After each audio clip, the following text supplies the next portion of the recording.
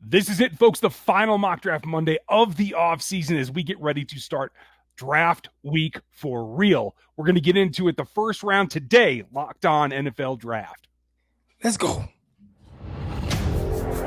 You are Locked On NFL Draft, your daily podcast covering the NFL Draft. Part of the Locked On Podcast Network, your team every day.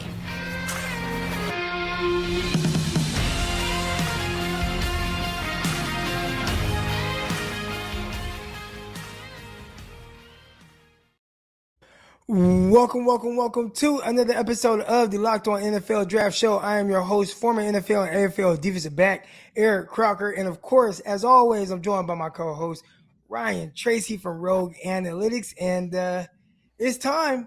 This is it. This is the final mock, and we're just going to, switch off. Matter of fact, I'll give you, you'll start off with number one overall, then we'll kind of rotate from there and bang through these things. But I think there's starting to be a little bit more clarity with what some of these teams are thinking. Definitely more clarity with where the fan bases are thinking. The only thing that can kind of shake things up is if Deebo Samuel gets traded before the draft, then this whole mock will kind of go to crap a little bit. But for right now, it looks like Deebo Samuel remains with the San Francisco 49ers. But we're on the clock now. The Jacksonville Jaguars, Ryan, you pick for them. All right, I like it. And I'm going to go with what we're hearing out of the beat, to tell you the truth, not what the consensus national is. I'm going to give them Ikem Ekwonu, who seems to be their top tackle on the board, and protect Trevor Lawrence.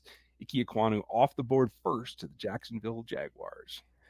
I have heard as well that they have four guys, they've narrowed it down, and they got Trent Baalke. And one thing that he can be a little, I don't know, you never know. Trent Baalke, the general manager for Jacksonville, he loves long arms, and Aiden Hutchinson doesn't have that. So does he overlook that and draft Aiden Hutchinson, or does he go with offensive line?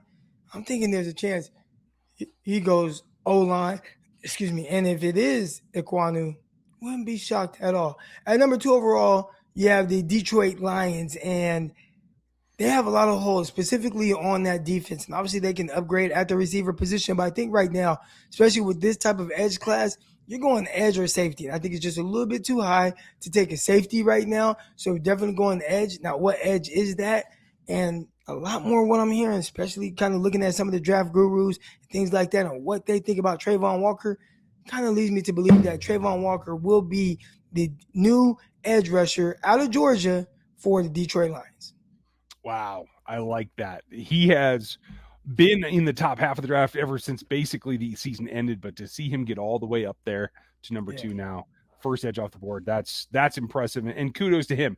I think that makes some sense. And if you're going to do that for me, I'm going to do something for you and for the Houston Texans as well, because that changes things. I'm going to let them take the guy that I think they actually like, not necessarily the guy that we've been mocking to them. I'm going to give them Aiden Hutchinson from Michigan, somebody that I think they're not concerned about the arm length.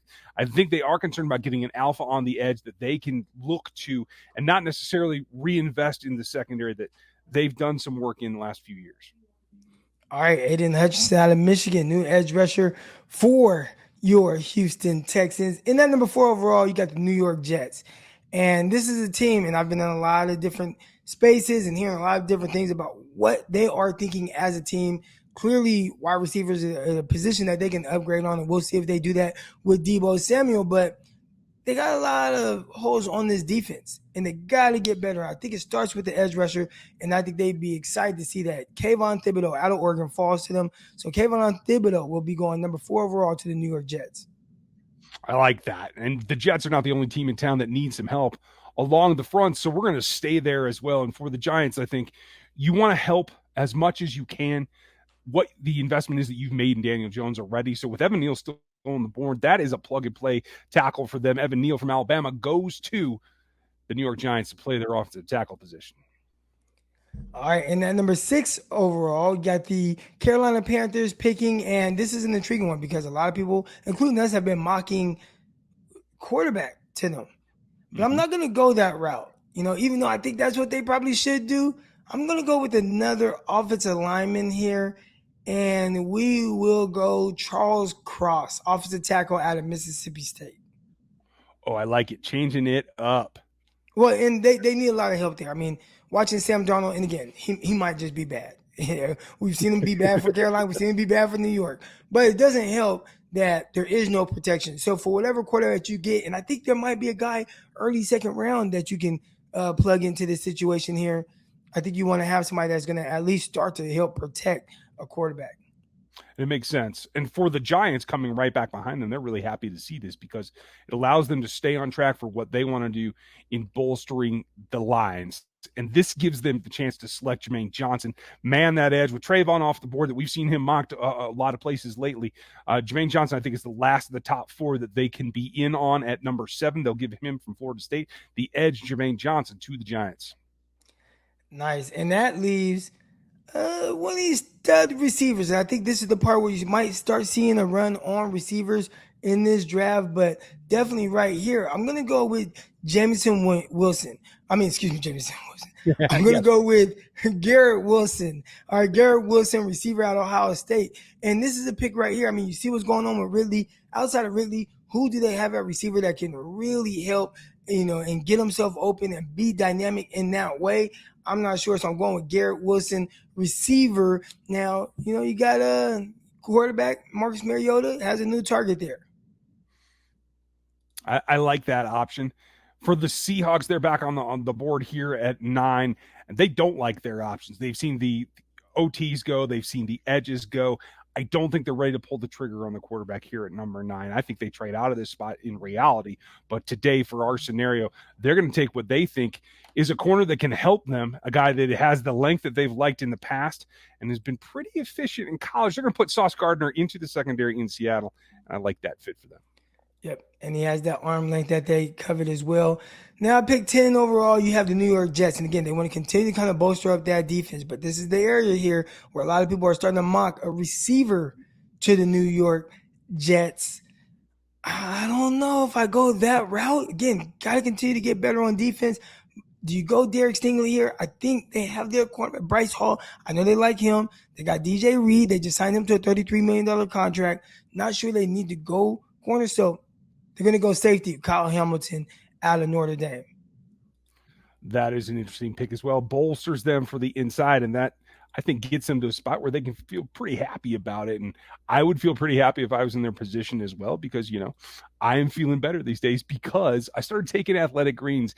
The AG1 product from Athletic Greens is what you want to check out because it gives you 75 high-quality vitamins, minerals, whole food sourced, probiotics, superfoods, adaptogens, everything that you can want to help your digestive system, your immune system, how much energy you put out, how much time that you need to sleep. It helps you in every aspect of your life by giving your body what it needs. It's a micro habit with huge benefits, and that's what really comes into it. It's like taking a microvitamin all in this little tiny cup of powder that you put in 1 cup of water, shake it up, and you are good to go. It's less than a cup of coffee each day, and it helps you fight all those things that kind of bring you down, whether it's your immune system. It is still spring flu season right now, so there's still some things bopping around, especially if you have kids. There's a lot going on there, and helping the immune system is what they're doing right now with their newest offer. Athletic Greens is going to give you a free 1-year supply of the immune-supporting vitamin D supplement and 5 free travel packs. When you order AG1 with your first purchase, all you got to do is visit athleticgreens.com/NFL Network. That's NFLgreens.com/NFL Network and take ownership over your health and pick up the ultimate daily nutritional insurance for everything that you need from Athletic Greens. Back on the clock we go, and at 11, I guess that comes down to me. This is a conundrum for me, and I think in order to move this franchise forward, I think you have to look at weaponry, and at the end of the day, I think they want to hit a home run. They're going to go with Jameson Williams, the wide receiver from Alabama, put him in DC and see what he can do. I like it. Very dynamic receiver here to play opposite, their young stud receiver that they have right now. And, interesting. They have to pay McLaurin. Will they pay him? I think that's the biggest question right now. Guys are talking about potentially holding out and things like that. You've seen that going around with that specific class from 2019 season. But right now, everything sounds good there, but you still want another big-time target to go opposite of McLaurin. And Jameson Williams got to come back from an injury, but when he comes back, this is not a play for week 1. This is a play for week 15 on to the future years as well. I think Williams would be a big-time target for them. At pick 12 overall, you have the Minnesota Vikings on the clock, and I think this is an easy one for me. Derek Stingley Jr., cornerback out of LSU. He gets snatched up right before, I think, Texans, Baltimore. Those teams might have would have liked to have him, but he's off the clock here at pick 12 overall. I like that fit for them. It's kind of a natural. And when we come back to the Houston Texans on the clock at 13, this is a pick that's widely suspected to be something that could be moved around. I think at the end of the day, they need to help themselves and take the opportunity. I'm not sure that the guy that they want on the offensive side is there, but I do think that they like some of the options and what they're able to do on the defensive side. So they go with Trent McDuffie, the corner from Washington, and try to plug him in and get a little bit more multiple in what they're able to do with that spot. Like that nice versatile corner there. And definitely I think the testing really solidified him as a top 20 pick. So seeing him go number 13 overall, especially with his zone ability to the Houston Texans, like that a lot. At pick 14, we've been going interior defensive lineman a lot here, but I'm actually going to go to the other side of the ball, but still in the trenches. Zion Johnson out of Boston College, interior offensive lineman, go help that interior of the Baltimore Ravens and what they have going on there. I mean, they're continuing to try to revamp that whole thing there, but they still need help. I think Zion Johnson out of Boston College would definitely help that. I think the Eagles are pleased as punch the way that this has come down. And when it gets here, they probably don't have the edge prospect that they're looking for, although we'll talk about that here again in a couple of minutes. But one guy is here that I think is rare in this particular class and somebody that they feel might be in a position to help Jalen Hurts. Drake London ends up in Philly to catch passes from that quarterback that really he can expand that strike zone, make things easier for the Philly offense. Yeah, big time catch radius. A lot of people have complained about his inability to quote unquote separate, but watching him, he has good initial separation on underneath routes. Just don't expect him to create a bunch of separation if you want him to run a curl route. Contested catches downfield, no issue for him. I think he has a lot more short area twitch and fluidity than people are giving him credit for. All right, so Drake London to the Philadelphia Eagles. I like that. At pick 16, New Orleans Saints, they might be excited about this because now they have their pick of quarterback. And who will it be? I say it's going to be Malik Willis out of Liberty. And I don't think people really expect him to fall this far. You've seen him go in the top 10 a lot lately, but he goes at pick 16 overall to the New Orleans Saints.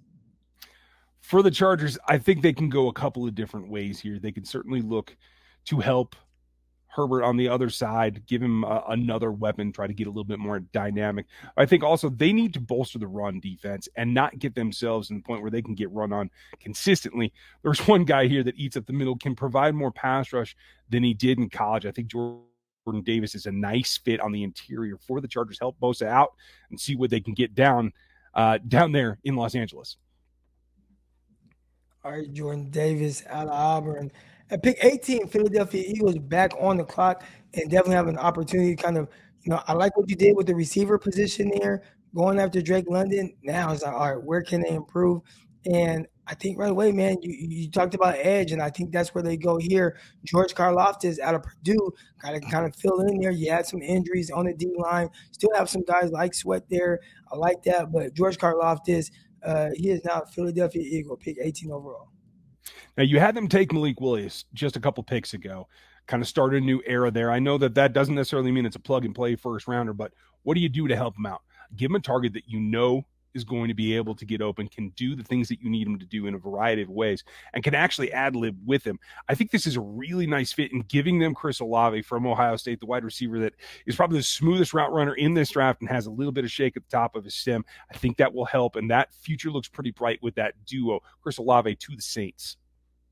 All right, for the last pick before we go to our break, you have the Pittsburgh Steelers on the clock. And I think for me, this is another one that is probably a little bit more difficult than I think people are making it seem. They need quarterback, but I don't think they go quarterback just yet. I got Desmond Ridder there for the picking.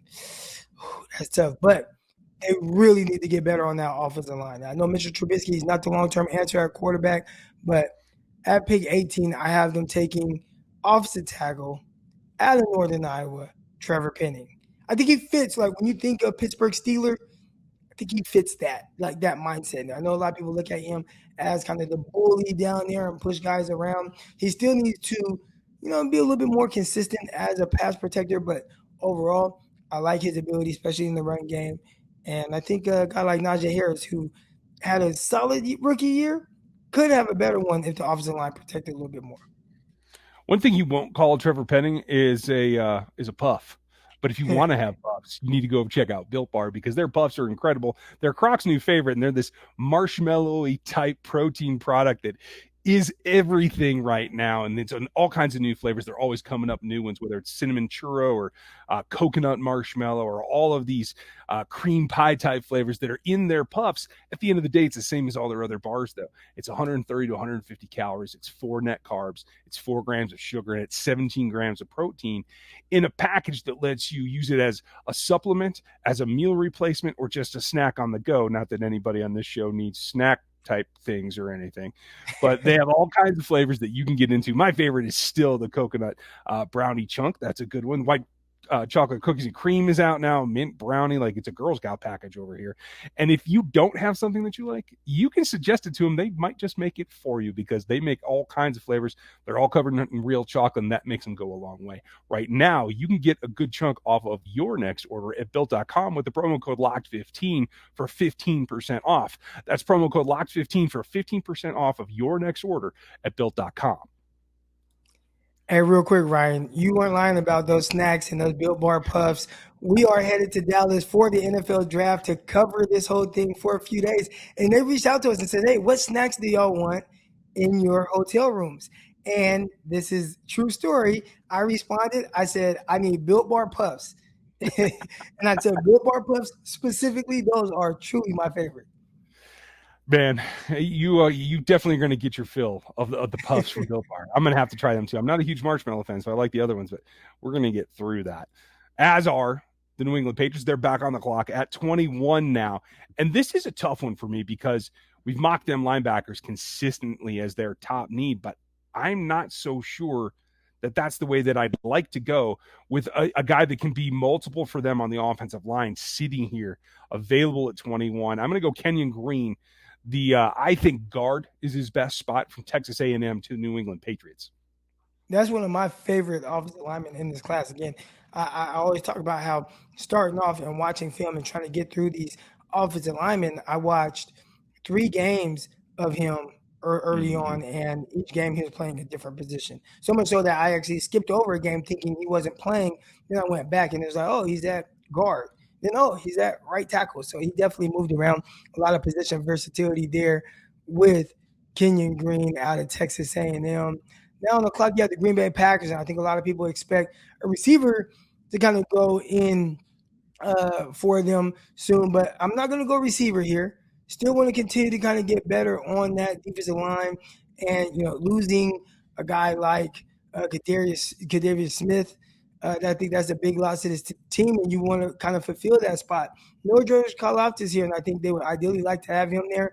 But we're actually going to go with edge rusher out of Minnesota, Boye Mafe in this spot. Still has to continue to, get more reps and really learn some of the pass rush things. But in the sense of versatility, being able to drop into space and still get after the passer, I like him being able to run after the quarterbacks.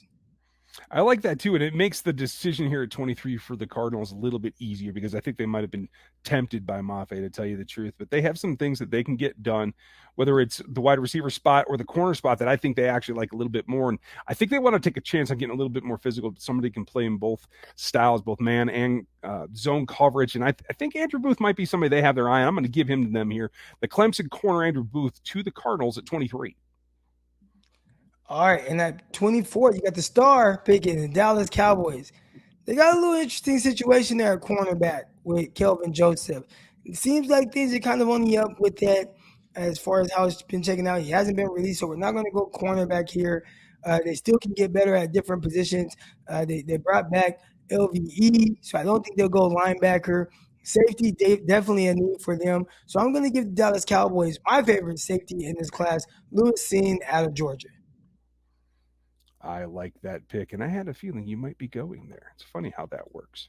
Now, when they get back off the clock at 25, this is a team that was just within a hair of making it to one of their goals, making that corner, that Super Bowl. A corner could certainly help them. They could use more firepower to go along with Diggs out there for Josh Allen as well. But I think this might be the one team that I could see saying, we really want to go develop our run game to support Josh Allen.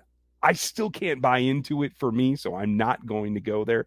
I think at the end of the day, when they take a look at their board, a guy like Kaiir Elam that can be some physical man coverage and maybe be the opposite to what they have out there right now. I think they want to add and get a little bit more physical on the defensive side, try to slow everybody down, not concentrate on scoring more points or holding the ball longer. So Kaiir Elam, the corner from Florida, to the Buffalo Bills. Awesome. And now you have the Tennessee Titans on the clock. And this is an intriguing one because I think you can try to go offensive lineman here, but I still think they need that long-term quarterback. And I just don't think the quarterback right here now, Ryan Tannehill, is that guy. So I'm going to go with Matt Corral, quarterback out of Ole Miss. And he has the opportunity to kind of sit for a while. I like what they do with their philosophy, lean on the run game. You got big Henry back there, Derrick Henry. And, no need to rush your quarterback onto the field. So he gets to sit for a while. I know it's not an immediate impact. They might not like that, especially since last year they drafted the corner first round, Farley, who I think he missed some time with injury as well. So, but quarterback here, Matt Corral out of Ole Miss. Welcome to the Tennessee Titans. I like it a lot. Now, because you've seen the run on the interior offensive lineman kind of go through, and they don't necessarily want to play a lot of zone first, I don't think that they're going to go that direction. For the Tampa Bay Bucks, I think they want to get somebody that's a little bit more dynamic, somebody that can help them out. The return of Tom, I think, changes things a little bit, but I do think weapons are the key here. And so giving somebody that can get a little bit creative, somebody that you know really well, Treylon Burks, the Arkansas wide receiver, goes to the Bucks at 27. All right, my next pick, this is not going to be a popular pick, and I already know Peter is not going to like it. We've talked about it. We talked about reaching for this guy, all right, but we are going to get the Green Bay Packers a receiver, all right, and it's not going to be Dotson or Sky Moore, Christian Watson, or even George Pickens. I've heard his name be thrown out there a lot. I'm actually going to dig a little bit deeper in the bag. And maybe this is me just wanting to see this whole thing play out. But the Green Bay Packers at pick 28 overall take Alec Pierce, receiver out of Cincinnati. And my reasoning for that is when you think about what he does, being able to work inside, be able to work outside, his vertical ability to really stretch the field, contested catch ability is there. As a route runner, he's pure. I think his game and how it is, he's ready to come in right now and play with a guy like Aaron Rodgers. Some of these other guys, I question, like, will they be able to, get on the same page with Aaron Rodgers as quick? It took Devontae Adams a few years. And I know people are kind of looking at Pierce as, oh, man, he could be a Jordy Nelson clone. I'm not saying he's that, but just in the sense of how he wins, the areas that he works, his ability to track passes in, downfield. He has the speed. He has everything you need. Chris Sims, I heard him talking about Alec Pierce. He has him as a top 5 receiver in this class. I think that's somebody that could potentially go first round. And we don't know if these NFL teams are going to have him higher on their board as we do on some of ours, but just the fit to me. Sometimes it's more about the fit. I think that is a perfect fit for a receiver like him, and he's going to make Aaron Rodgers pretty happy. I can see it happening. The key is how happy can you make Aaron Rodgers? That's always the challenge. Yep. In Kansas City, the first of their 2 picks, they'd like to go edge here. Obviously, the top edge left on the board that they may still consider is injured and likely will miss, if not all, the majority of the season. So they're going to do that at 29. They're going to take a guy that they can plug in and kind of fill some of the gap that Tyrann Mathieu has left. Start at nickel corner, move back to the robber when you need him. Dax Hill is such a great fit for this defense. I think that they're going to run to that podium despite the edge conflict. So Dax Hill, the safety from Michigan, to the Kansas City Chiefs. Nice. And Kansas City Chiefs, they're back on the clock with pick 30. But I'm going to let you make that pick again. You are closest to the Kansas City Chiefs. You know what they're looking for. You know this team inside and out. So I'm going to leave it up to the local expert. At the end, they've been hurting for edge for quite a while, and traits are going to really bump up a player that maybe they have some concerns about. I think long-term they're going to be comfortable with where Ajabo is, and I think they're going to put him on this roster, give him a redshirt year, and look to pick more edge later in this draft that can really build up that edge group. But David Ajabo, the Michigan outside defensive end / outside linebacker, whatever you want to do with him, David Ojabo to the Kansas City Chiefs. And that's one of my favorite picks right there. I'm a big fan of Ojabo in his game. And there's some other edge rushers that will potentially come off the clock pretty soon. But right here at pick 31, you got the Cincinnati Bengals. And they got to get better on that offensive line. I know they're probably tired of seeing Tyler Linderbaum pick to them, but he's going there again. I want to help your young quarterback. I want to help him stay upright. I looked at Devontae Wyatt, just seeing that caliber of player there. I wanted to go there, but gosh, Tyler Linderbaum, interior offensive lineman out of Iowa. I know it's not the sexy thing, but he makes your offensive line better, and that makes your team better. So there you go. Offensive lineman out of Iowa, Tyler Linderbaum. And to wrap up the first round of the 2022 NFL draft, the team isn't really important because it'll probably be traded out. But at 32, you're trying to get that fifth year for a player that you're going to need down the line. And cost control for the quarterback position is number one when it comes down to it, whether it's Lions or someone else. I think what you're going to find now is that the late swing, the whiteboard work, the meetings, especially in the team facility, has really gone a long way to boost Desmond Ridder. He goes at 32, this time to the Lions, but to whoever that 32 pick belongs to. Nice. And one thing about that too, you guys go to betonline.net. The over-under right now on quarterbacks taken in the first round is at 2.5. So right now we just had more than 2 quarterbacks go. I think that's a nice little bet to put down on if you follow our formula here for this mock draft. But we definitely want to thank each and every one of you for this lovely mock draft season. Also, thank you for making us your first listen of the day. For your second listen of the day, check out my guy Ryan Tracy with Locked On Chiefs. Also, check out myself and my co-host Brian Peacock, Locked On 49ers. But that's going to do it for this episode of the Locked On NFL Draft Show. We will see y'all tomorrow when we're talking about more prospects, more diamonds in the rough, more guys that you should know about come draft time before we join you live Thursday night. Until then, we are out. Peace.